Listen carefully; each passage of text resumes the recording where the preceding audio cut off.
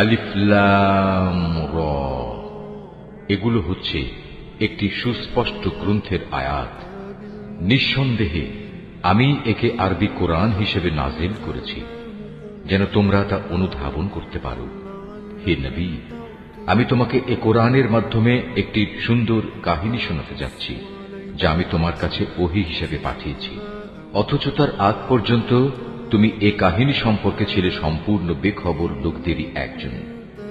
এটা হচ্ছে সে সময়ের কথা যখন ইউসুফ তার পিতাকে বলল, হে আমার পিতা, আমি স্বপ্নে দেখেছি 11টা তারা, চাঁদ ও সূরজকে আমি এদের আমার প্রতি সাজদাবনত অবস্থায় দেখেছি।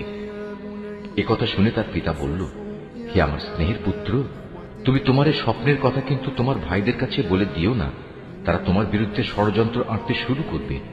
কেননা শয়তান মানুষের খোলাখুলি দুশমন। এমনি করেই তোমার মালিক তোমাকে নবুয়তের জন্য মনোনীত করবেন এবং তোমাকে স্বপ্নের ব্যাখ্যা সহ দুনিয়ার জ্ঞান শিক্ষা দেবেন, এবং তার নিয়ামত তোমার উপর ও ইয়াকুবের সন্তানদের উপর তেমনি ভাবেই পূর্ণ করে দেবেন, যেমনি ভাবে এর আগেও তিনি তোমার পূর্বপুরুষ ইব্রাহিম ও ইসহাকের উপর তা পূর্ণ করে দিয়েছিলেন। নিশ্চয়ই তোমার মালিক সর্বজ্ঞ ও প্রবল প্রজ্ঞাময়। ইউসুফ ও তার ভাইদের কাহিনীর মাঝে যারা সত্যানুসন্ধিৎস, তাদের জন্য প্রচুর নিদর্শন রয়েছে। এই কাহিনীটি শুরু হয়েছিল ইউসুফের ভাইদের দিয়ে, যখন তারা একজন আরেকজনকে বলল, আমাদের পিতার কাছে দেখা যাচ্ছে ইউসুফ ও তার ভাই আমাদের চাইতে বেশি প্রিয়, যদিও আমরাই হচ্ছে একটি ভারী দল। আসলে আমাদের পিতা ভ্রষ্ট বিভ্রান্তিতে আছেন। তাই শয়তান তাদের পরামর্শ দিল, ইউসুফকে মেরে ফেলো অথবা তাকে কোনো এক অজানা জায়গায় নির্বাসনে দিয়ে এসো। এরপর দেখবে তোমাদের পিতার দৃষ্টি তোমাদের দিকেই নিবিষ্ট হবে। অতঃপর তোমরা আবার সবাই ভালো মানুষ হয়েছে। এর মধ্যে তাদের মধ্যে থেকে একজন বলল, না, ইউসুফকে তোমরা হত্যা করো না। তোমরা যদি সত্যি সত্যি কিছু একটা করতে চাও, তাহলে তাকে হয়তো কোনো গভীর কূপে ফেলে দিয়ে এসো। আসা যাওয়ার পথে কোনো যাত্রী দল তাকে উঠিয়ে নিয়ে যাবে। সিদ্ধান্ত মোতাবেক সবাই পিতার কাছে এলো এবং তারা বলল, হে আমাদের পিতা, এ কি হলো তোমার? তুমি কি ইউসুফের ব্যাপারে আমাদের উপর ভরসা করতে পারছো না? অথচ আমরা সবাই হচ্ছে তার শুভাকাঙ্ক্ষী। আগামীকাল তাকে তুমি আমাদের সাথে জঙ্গলে যেতে দাও। সে আমাদের সাথে ফলমূল খাবে ও খেলাধুলা করবে। আমরা নিশ্চয়ই তার রক্ষণাবেক্ষণ করব। সে বলল, এটা অবশ্যই আমাকে কষ্ট দেবে যে তোমরা তাকে নিয়ে যাবে। তদুপরি আমি ভয় করছি এমন তো হবে না যে বাঘ তাকে এসে খেয়ে ফেলবে, অথচ তোমরা তার ব্যাপারে অমনোযোগী হয়ে পড়বে। তারা বলল, আমরা একটি ভারী দলবদ্ধ শক্তি হওয়া সত্ত্বেও যদি তাকে বাঘ এসে খেয়ে ফেলে, তাহলে আমরা সত্যি অথর্ব ও ক্ষতিগ্রস্ত হয়ে পড়ব। অতঃপর অনেক বলে কয়ে যখন তারা তাকে নিয়ে গেল এবং তারা তাকে এক অন্ধ কূপে নিক্ষেপ করার ব্যাপারে সবাই সিদ্ধান্ত নিল এবং তারা তাকে কূপে নিক্ষেপ করেও ফেলল, তখন আমি তাকে ওহী পাঠিয়ে জানিয়ে দিলাম, একদিন এমন আসবে যেদিন তুমি এসব কথা এদের সবাইকে বলে দেবে। এরা তো জানেই না এ ঘটনা কার জন্য কি পরিণাম বয়ে আনবে। ইউসুফকে কুয়ায় ফেলে দিয়ে রাতের কিছু অংশ অতিবাহিত হবার পর তারা কাঁদতে কাঁদতে তাদের পিতার কাছে এলো। অনুযোগের স্বরে তারা বলল, হে আমাদের পিতা, আমরা জঙ্গলে দৌড়ের প্রতিযোগিতা দিয়ে দেখতে চেয়েছিলাম আমাদের মধ্যে কে আগে যেতে পারে। আমরা ইউসুফকে আমাদের মাল সামানা পাহারা দেওয়ার জন্য এগুলোর পাশে রেখে গিয়েছিলাম। ইতিমধ্যে একটা নেকড়ে বাঘ এসে তাকে খেয়ে ফেলে। কিন্তু তুমি তো আমাদের কথা কিছুতেই বিশ্বাস করবে না, যত সত্যবাদী আমরা হই না কেন। তারা তার জামায় মিথ্যা রক্ত মেখে নিয়ে এসেছিল। তাদের কথা শুনে সে বলল, হ্যাঁ, তোমরা বরং এটা বলো, একটা কথা তোমরা মনে মনে ঠিক করে এনেছো এবং ধরে নিয়েছো, তা আমি বিশ্বাস করব। সুতরাং এই অবস্থায় পূর্ণ ধৈর্য ধারণ করাই আমার জন্য ভালো। তোমরা যে মন গড়া কথা বলছো সে ব্যাপারে আল্লাহ তাআলাই হচ্ছেন আমার একমাত্র সাহায্যস্থল। অতঃপর ঘটনা এমন হল, একটি বাণিজ্যিক কাফেলা সেখানে এলো। তারা একজন পানি সংগ্রাহককে কুয়ার কাছে পাঠালো। সে যখন তার বালতি কুয়ায় নিক্ষেপ করল, অতঃপর সে যখন বালতি টান দিল, তখন দেখল একটি জীবন্ত বালক তাতে বসা। সে তখন চিৎকার দিয়ে বলল, ওহে, তোমরা শোনো, সুখবর, এ তো দেখছি এক কিশোর বালক। কাফেলার লোকেরা বাণিজ্যিক পণ্য মনে করে একে লুকিয়ে নিল। আসলে আল্লাহ তাআলা ভালো করেই জানতেন যা কিছু এরা তখন করছিল। তারা তাকে স্বল্প মূল্যে নির্দিষ্ট কয়েক দিরহামের বিনিময়ে বিক্রি করে দিল। বিনা পুঁজির পণ্য বিধায় এ ব্যাপারে তারা বেশি আশাও করেনি। মিশরের যে ব্যক্তি তাকে ক্রয় করেছিল সে তাকে নিজ ঘরে এনে তার স্ত্রীকে বলল, সম্মানজনকভাবে এর থাকার ব্যবস্থা করো। সম্ভবত বড় হয়ে সে কোনোদিন আমাদের উপকারে আসবে, অথবা ইচ্ছা করলে তাকে আমরা নিজেদের ছেলেও বানিয়ে নিতে পারি। এভাবেই একদিন আমি মিশরের জমিনে ইউসুফকে সম্মানজনক প্রতিষ্ঠা দান করলাম, যাতে করে আমি তাকে স্বপ্নের ব্যাখ্যা সহ অন্যান্য বিষয় আশয় সম্পর্কিত জ্ঞান শিক্ষা দিতে পারি। আল্লাহ তাআলা সব সময় স্বীয় ইরাদা বাস্তবায়নে ক্ষমতাবান, যদিও অধিকাংশ মানুষ এ কথাটা জানে না। অতঃপর সে যখন পূর্ণ যৌবনে উপনীত হল, তখন আমি তাকে নানা রকম প্রজ্ঞা ও জ্ঞান দান করলাম, আর আমি এভাবেই নেককার লোকদের পুরস্কার দিয়ে থাকি। একদিন এমন হল, সে যে মহিলার ঘরে থাকত, সে তাকে তার প্রতি অসৎ উদ্দেশ্যে আকৃষ্ট করতে চাইল, এবং এ উদ্দেশ্যে সে তার ঘরের দরজাসমূহ বন্ধ করে দিয়ে তাকে বলল, এসো আমার কাছে। এ অশ্লীল প্রস্তাব শুনে সে বলল, আমি এ থেকে বাঁচার জন্য আল্লাহ তাআলার কাছে আশ্রয় চাচ্ছি। তিনি আমার মালিক, তিনি আমার উৎকৃষ্ট আশ্রয়। যে আল্লাহ তাআলা আমাকে আশ্রয় দিয়ে এখানে থাকতে দিয়েছেন, তার সাথে এই জুলুম আমি করব কিভাবে? তিনি অকৃতজ্ঞ জালেমদের কখনো মুক্তি দেন না।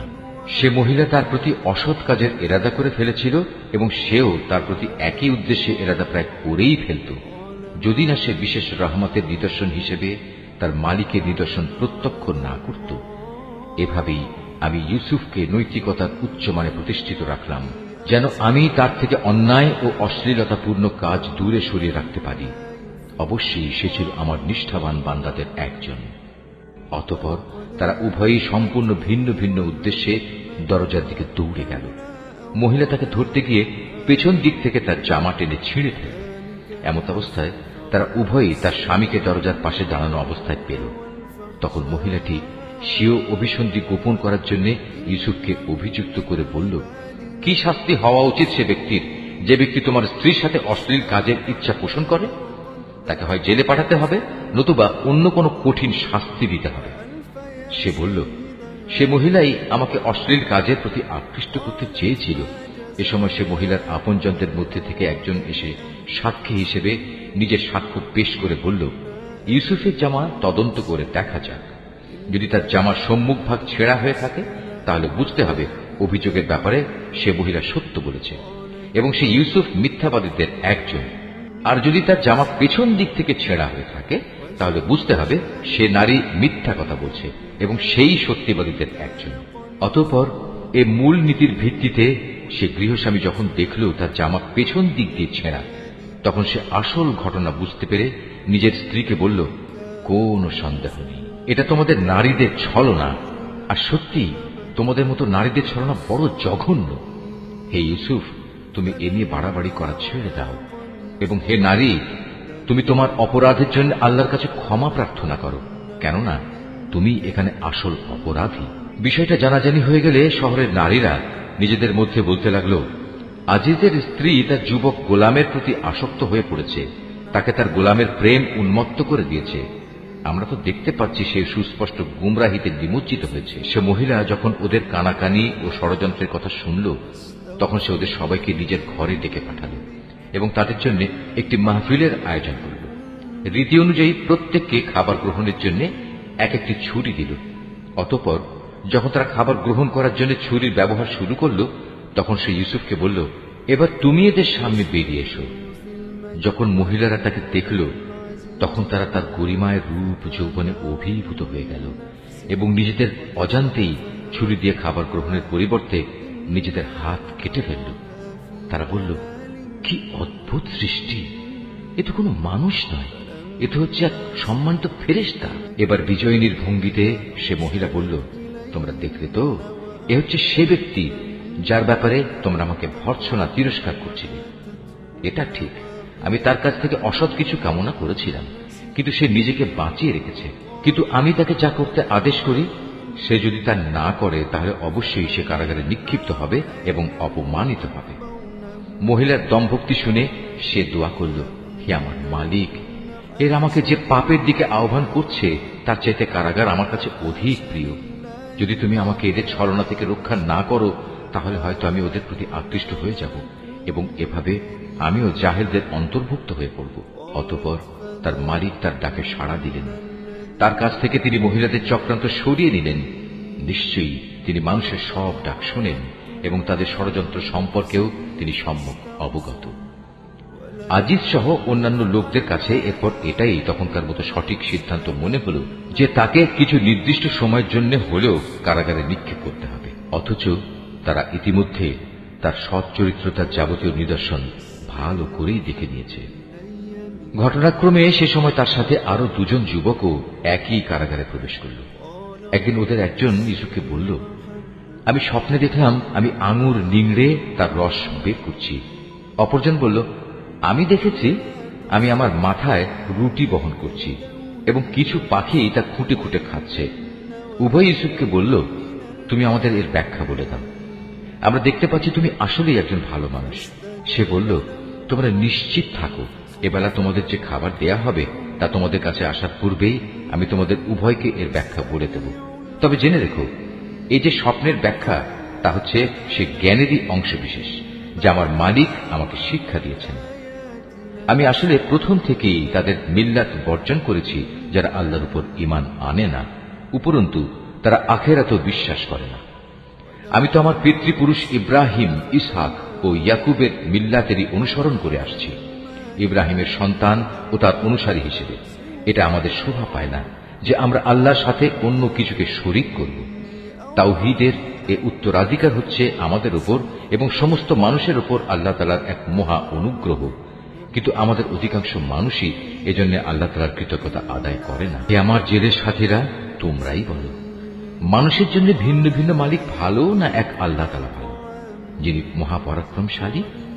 তাকে ছেড়ে তোমরা যাদের ইবাদত করছো তা তো কতিপয় নাম মাত্র, অজ্ঞতাবশত যা তোমরা ও তোমাদের বাপ দাদারা রেখে দিয়েছ, অথচ আল্লাহ তাআলা এ ব্যাপারে তাদের সাথে কোনো দলিল প্রমাণ নাজিল করেননি। মূলত আইন বিধান জারি করার অধিকার একমাত্র আল্লাহ তাআলারই, আর এ বিধানের বলেই তিনি আদেশ দিচ্ছেন তোমরা আল্লাহ তাআলা ছাড়া অন্য কারো গোলামি করবে না, কারণ এটাই হচ্ছে সঠিক জীবন বিধান। কিন্তু মানুষদের অধিকাংশই এটা জানে না। হে আমার জেলের সাথীরা, এবার তোমরা স্বপ্নের ব্যাখ্যা শোনো। তোমাদের একজন সম্পর্কে কথা হচ্ছে সে তার মালিককে শরাব পান করাবে, আর অপরজন যার মাথা থেকে পাখি খুঁটে খুঁটে রুটি খাচ্ছিল তার সম্পর্কে কথা এই যে অচিরেই সে শূলবিদ্ধ হবে। এটা হচ্ছে সেই বিষয়টির ব্যাখ্যা যা তোমরা উভয় জানতে চাচ্ছ। ইতিমধ্যেই কিন্তু তার ফয়সালা করা হয়ে গেছে। তাদের মধ্যে যার ব্যাপারে সে মনে করেছে সে মুক্তি পেয়ে যাবে তাকে উদ্দেশ্য করে সে বলল, তুমি যখন মুক্তি পাবে তখন তোমার মালিকের কাছে আমার সম্পর্কে বলো, আমি স্বপ্নের ব্যাখ্যা বলতে পারি। কিন্তু সে মুক্তি পাওয়ার পর শয়তান তাকে তার মালিকের কাছে ইউসুফের প্রসঙ্গে বলার কথা ভুলিয়ে দিল। ফলে কয়েক বছর সময় ধরে সে কারাগারেই পড়ে থাকল। ঘটনা এমন হল, একদিন বাদশা তার পারিষদদের বলল, আমি স্বপ্নে দেখলাম 7টি মোটা গাভী 7টি পাতলা গাভীকে খেয়ে ফেলছে। আরো দেখলাম 7টি সবুজ ফসলের শীষ, আর শেষের 7টি দেখলাম শুকনো। হে আমার দরবার প্রধানরা, তোমরা আমাকে প্রশ্নের ব্যাখ্যা বলে দাও যদি তোমরা কেউ স্বপ্নের ব্যাখ্যা জানো। তারা বলল, হে রাজন, এ তো হচ্ছে এক অর্থহীন স্বপ্ন। আমরা এ ধরনের অর্থহীন স্বপ্নের ব্যাখ্যা জানি না। যে দুজনের একজন কারাগার থেকে মুক্তি পেয়েছিল, দীর্ঘদিন পর তার ইউসুফের কথা স্মরণ হল। সে দরবারি লোকদের কথাবার্তা শুনে বলল, আমি এক্ষুনি তোমাদের এই স্বপ্নের ব্যাখ্যা বলে দিচ্ছি, তোমরা আমাকে কারাগারে ইউসুফের কাছে পাঠিয়ে দাও। কারাগারে গিয়ে সে বলল, হে ইউসুফ, হে সত্যবাদী, তুমি আমাদের 7টি মোটা গাভী 7টি পাতলা গাভীকে খেয়ে ফেলছে এবং 7টি সবুজ শ্যামল ফসলের শীষ, অপর 7টি শুকনো শীষ। এই স্বপ্নটির ব্যাখ্যা বলে দাও, যাতে করে এই ব্যাখ্যা নিয়ে আমি মানুষদের কাছে ফিরে যেতে পারি। হয়তো এর ফলে তারা তোমার মর্যাদা সম্পর্কেও জানতে পারবে। সে বলল, এ স্বপ্নের ব্যাখ্যা ও সে সম্পর্কে তোমাদের করণীয় হচ্ছে, তোমরা ক্রমাগত 7 বছর ফসল ফলাতে থাকবে। এ সময় প্রচুর ফসল হবে। অতঃপর ফসল তোলার সময় আসলে তোমরা যে পরিমাণ ফসল তুলতে চাও তার মধ্যে থেকে সামান্য অংশ তোমরা খাবারের জন্য রাখবে, তা বাদ দিয়ে বাকি অংশ শীষ সমেত রেখে দেবে। এতে করে ফসল বিনষ্ট হবে না। এরপর আসবে 7টি কঠিন খরার বছর, যা এর আগের কয় বছরের গোটা সঞ্চয়ই খেয়ে ফেলবে। তাছাড়া যা তোমরা আগেই এ কয় বছরের জন্য জমা করে থাকবে, সামান্য পরিমাণ যা তোমরা বীজের জন্য রেখে দেবে। অতঃপর একটি বছর এমন আসবে যখন মানুষের জন্য প্রচুর বৃষ্টি বর্ষণ করা হবে। সে বছর তারা প্রচুর আঙুরের রসও বের করবে। সে ব্যক্তি যখন বাদশাকে স্বপ্নের এই ব্যাখ্যা বলল, তখন বাদশাহ আগ্রহের সাথে বলল, ইউসুফকে আমার সামনে নিয়ে এসো। যখন শাহী দূত তার কাছে এই খবর নিয়ে কারাগারে এলো, তখন সে বলল, আমি অনুকম্পায় মুক্তি চাই না। আমার বিরুদ্ধে আনিত অভিযোগ আগে প্রমাণিত হোক। তুমি বরং তোমার মালিকের কাছে ফিরে যাও এবং তাকে জিজ্ঞেস করো, সে নারীদের সঠিক ঘটনা কি ছিল, যারা প্রকাশ্য মজলিসে নিজেদের হাত কেটে ফেলেছিল। যদিও আমি জানি আমার মালিক তাদের চক্রান্ত সম্পর্কে সম্যক অবগত ছিলেন, কিন্তু আমার মুক্তির আগেই আমার নির্দোষিতার ঘোষণা একান্ত প্রয়োজন। এরপর বাদশাহ সে নারীদের দরবারে তলব করল এবং তাদের জিজ্ঞেস করল, ঠিক ঠিক আমাকে বলো তো, সেদিন তোমাদের কি হয়েছিল, যেদিন তোমরা ইউসুফের কাছ থেকে অসৎ কর্ম কামনা করেছিলে? তারা বলল, আশ্চর্য আল্লাহ তাআলার মাহাত্ম্য, আমরা তো তার মধ্যে কোনো পাপই দেখতে পাইনি। এ কথা শুনে আজিজের স্ত্রী বলল, এখন যখন সত্য প্রকাশিত হয়েই গেছে, তখন আমাকেও বলতে হয়, আসলে আমি তার কাছে অসৎ কাজ কামনা করেছিলাম। অবশ্যই সে ছিল সত্যবাদী। শাহী তদন্তের খবর শুনে ইউসুফ বলল, এটি আমি এজন্য করতে বলেছিলাম যেন সে বাদশাহ জেনে নিতে পারে আমি আজিজের অবর্তমানে তার আমানতের কোনো খেয়ানত করিনি। কেননা আল্লাহ তাআলা কখনো খেয়ানতকারীদের সঠিক পথ দেখান না। তবে আমি আমার ব্যক্তি সত্তাকেও নির্দোষ মনে করি না, কেননা মানুষের প্রবৃত্তি হামেশাই মন্দপ্রবণ। কিন্তু তার কথা আলাদা, যার প্রতি আমার মালিক দয়া করেন। অবশ্যই আমার মালিক আমার উপর ক্ষমাশীল ও পরম দয়ালু। এরপর বাদশাহ বলল, ইউসুফকে আমার কাছে হাজির করো, আমি তাকে একান্তভাবে আমার নিজের করে রাখব। ইউসুফকে আনার পর যখন বাদশাহ তার সাথে কথা বলল, তখন সে বলল, আজ সত্যি সত্যি তুমি আমাদের সবার কাছে একজন সম্মানী ও বিশ্বস্ত ব্যক্তি বলে প্রমাণিত হলে। সে বাদশাকে বলল, যদি তুমি আমাকে বিশ্বস্তই মনে করো, তাহলে রাজ্যের এই বিশৃঙ্খল খাদ্য ভাণ্ডারের উপর আমাকে নিযুক্ত করো। আমি অবশ্যই একজন বিশ্বস্ত রক্ষক ও অর্থ পরিচালনায় অভিজ্ঞ বটে। তাকে দেশের ভাণ্ডারের দায়িত্বশীল নিযুক্ত করার পর আল্লাহ তাআলা বললেন, এবং এভাবেই আমি ইউসুফকে মিশরের ভূখণ্ডে ক্ষমতা দান করলাম। সে দেশের যথা ইচ্ছে বসবাস করতে পারবে, আর আমি যাকে চাই তার কাছে আমার রহমত পৌঁছে দিই। আমি কখনো নেককার লোকদের পাওনা বিনষ্ট করি না।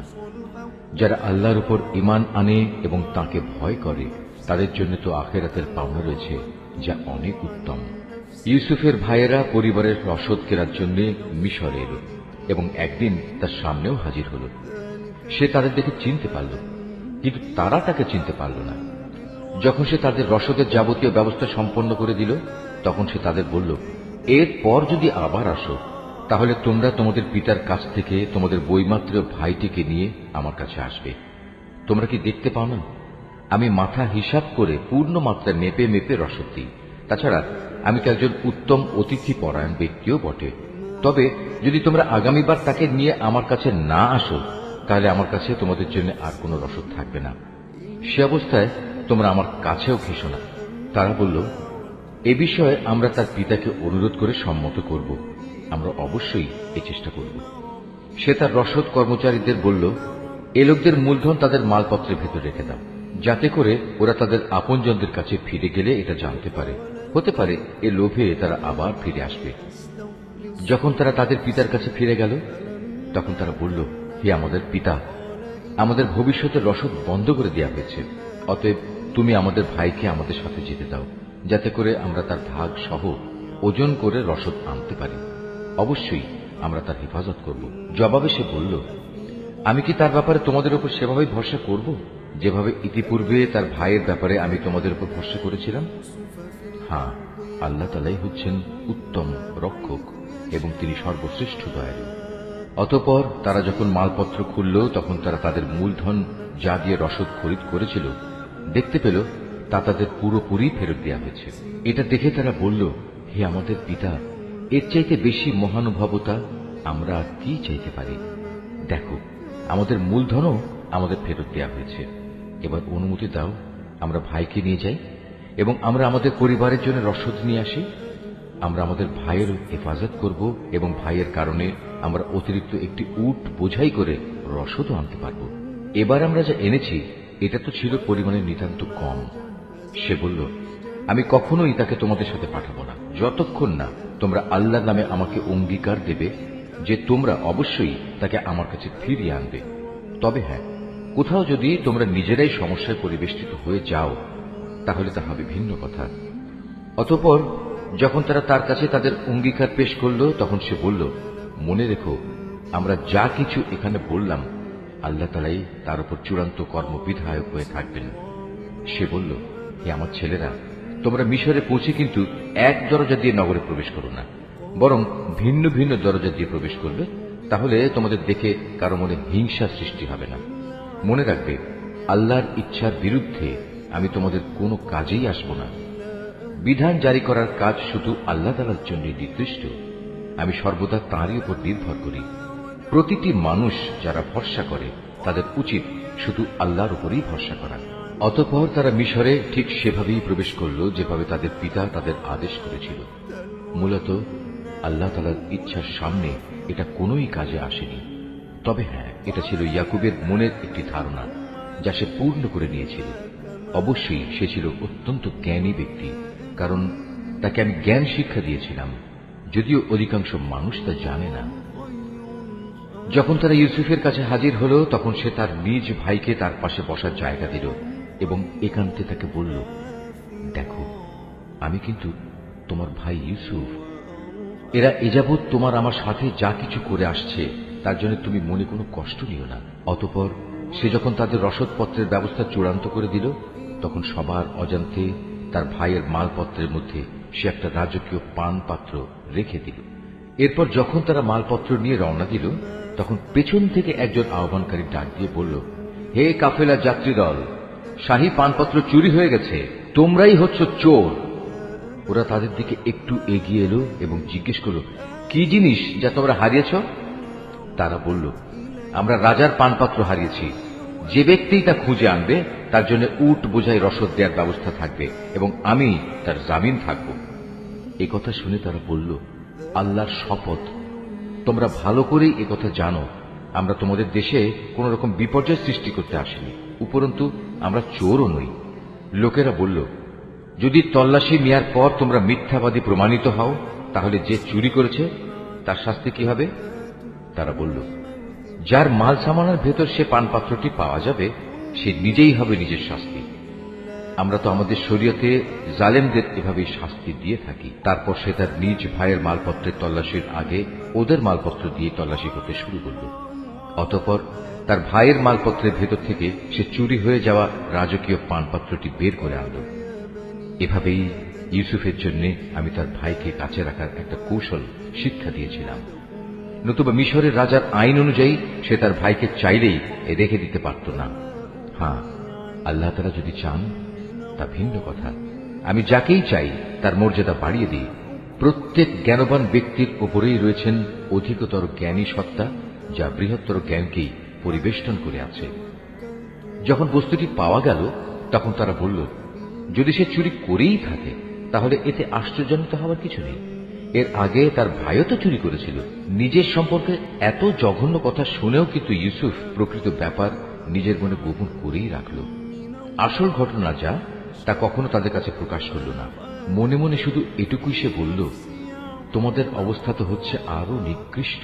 তোমরা আমাদের সম্পর্কে যা বলছো সে ব্যাপারে আল্লাহ তাআলাই ভালো জানেন। তারা বলল, হে আজিজ, এ ব্যক্তি যাকে তুমি ধরে রেখেছ তার পিতা বেঁচে আছে, সে অতিশয় বৃদ্ধ, সুতরাং এর জায়গায় তুমি আমাদের একজনকে রেখে দাও। আমরা দেখতে পাচ্ছি আসলেই তুমি মহানুভব ব্যক্তিদের একজন। সে বলল, আল্লাহ তাআলা আমাকে ক্ষমা করুন, যার কাছে আমরা আমাদের হারানো মাল পেয়েছি তাকে বাদ দিয়ে অন্য কাউকে রেখে দেব কি করে? এমনটি করলে আমরা তো জালেমদের অন্তর্ভুক্ত হয়ে যাব। অতঃপর তারা যখন তার কাছ থেকে সম্পূর্ণ নিরাশ হয়ে পড়ল, তখন তারা একাকী বসে নিজেদের মধ্যে সলা পরামর্শ করতে লাগল। তাদের মধ্যে যে বয়সে বড় ছিল সে বলল, আচ্ছা, তোমরা কি এটা জানো না তোমাদের বৃদ্ধ পিতা তোমাদের কাছ থেকে আল্লাহর নামে অঙ্গীকার নিয়েছিলেন? তাছাড়া এর আগে ইউসুফের ব্যাপারেও তোমরা কত বড় অন্যায় করেছিলে। আমি তো কোনো অবস্থায় এ দেশ থেকে নড়ব না যতক্ষণ না আমার পিতা আমাকে তেমন কিছু করতে অনুমতি দেন, কিংবা আল্লাহ তাআলা আমার জন্য সুন্দর কোনো একটা ব্যবস্থা করে না দেন। মূলত আল্লাহ তাআলাই হচ্ছেন সর্বোত্তম ফয়সালাকারী। বয়সে বড়টিও তাদের বলল, তোমরা বরং তোমাদের পিতার কাছে ফিরে যাও এবং তাকে বলো, হে আমাদের পিতা, তোমার ছেলে বাদশার পানপাত্র চুরি করেছে। আমরা তো সেটুকুই বর্ণনা করি যা আমরা জানতে পেরেছি। আমরা তো গায়েবের খবর সংরক্ষণ করতে পারি না। তোমার বিশ্বাস না হলে যে জনপদে আমরা অবস্থান করেছি তাদের কাছে জিজ্ঞেস করো, এবং সে কাফেলাকেও জিজ্ঞেস করো যাদের সাথে আমরা একত্রে এসেছি। আমরা আসলেই সত্য কথা বলছি। দেশে ফিরে পিতাকে তারা এভাবেই বলল। কথাগুলো শুনে সে বলল, আসলে তোমাদের মন তোমাদের সুবিধার জন্য একটা কথা বানিয়ে নিয়েছে এবং তাই তোমরা আমাকে বলছো। অতঃপর সবরই হচ্ছে উত্তম পন্থা।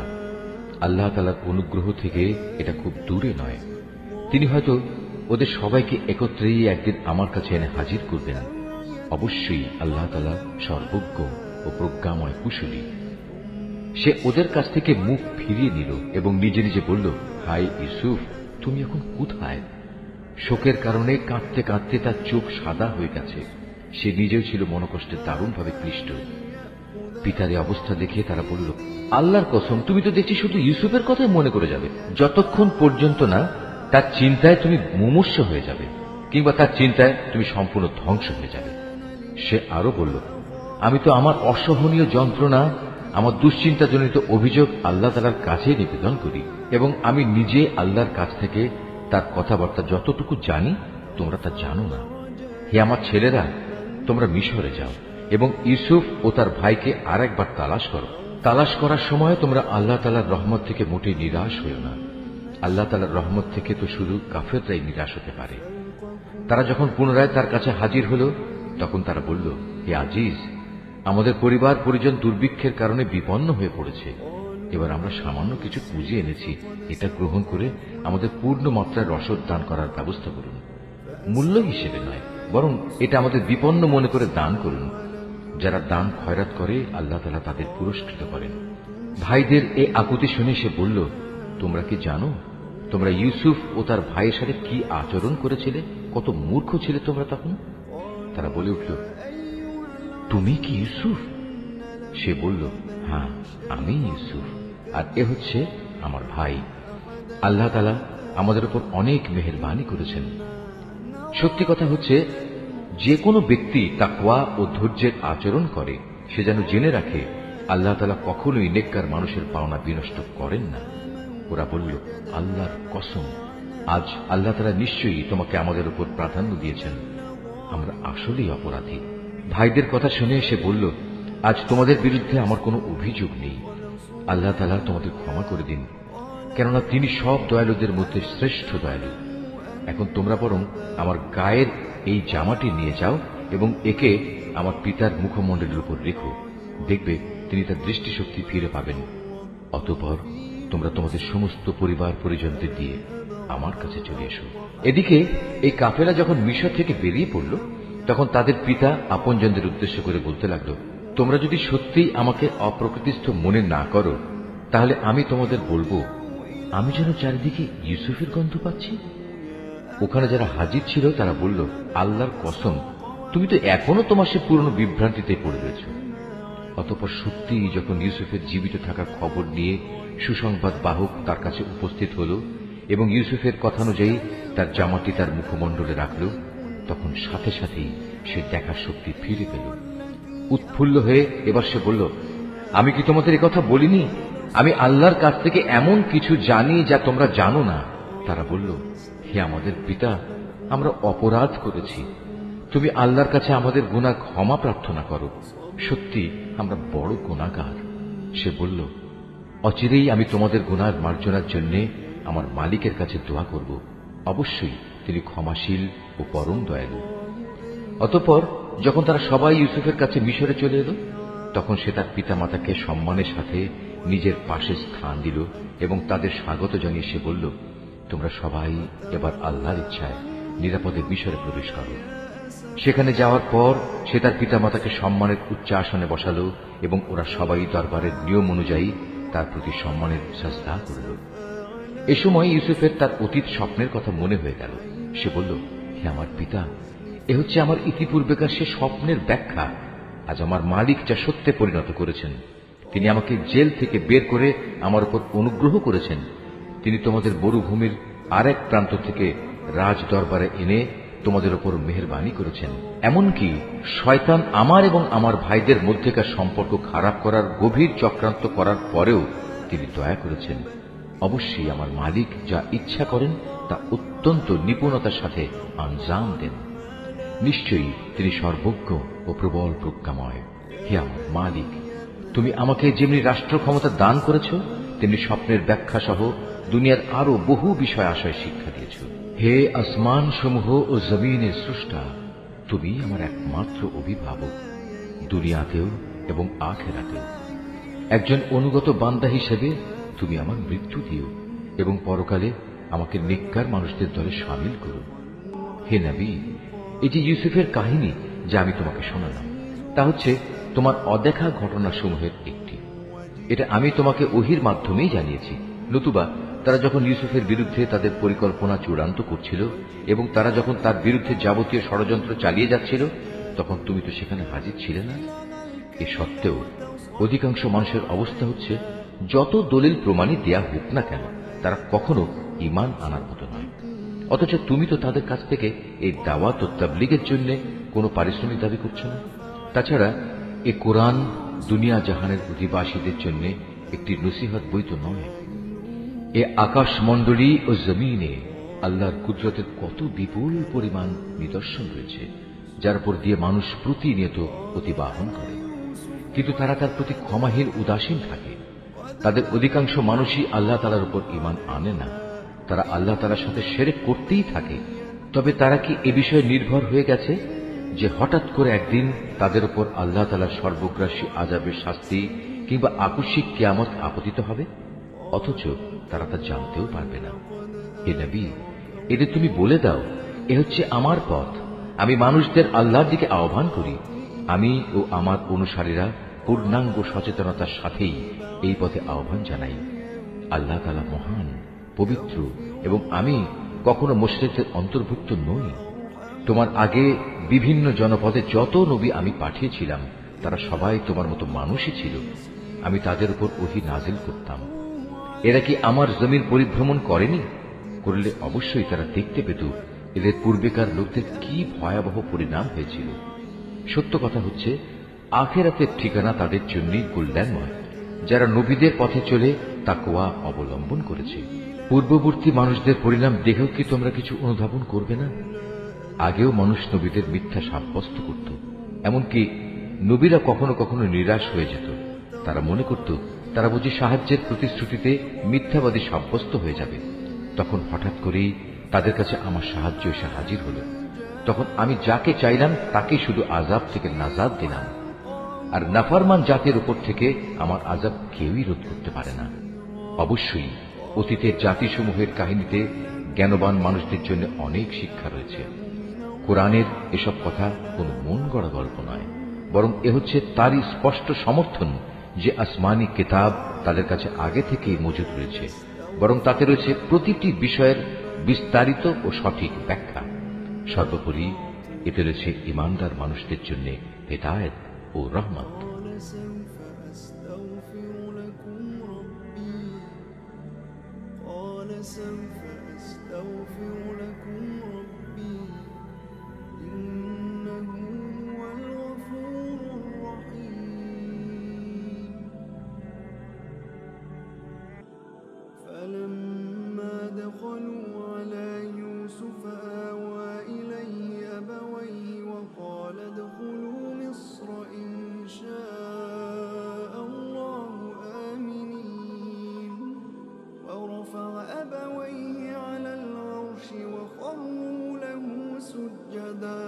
وقال يا أبت هذا تأويل رؤياي من قبل قد جعلها ربي حقا وقد أحسن بي إذ أخرجني من السجن وجاء بكم من البدو من بعد أن نزغ الشيطان بيني وبين إخوتي إن ربي لطيف لما يشاء إنه هو العليم الحكيم قد آتيتني من الملك وعلمتني من تأويل الأحاديث فاطر السماوات والأرض أنت ولي في الدنيا والآخرة توفني مسلما وألحقني بالصالحين ذلك من أنباء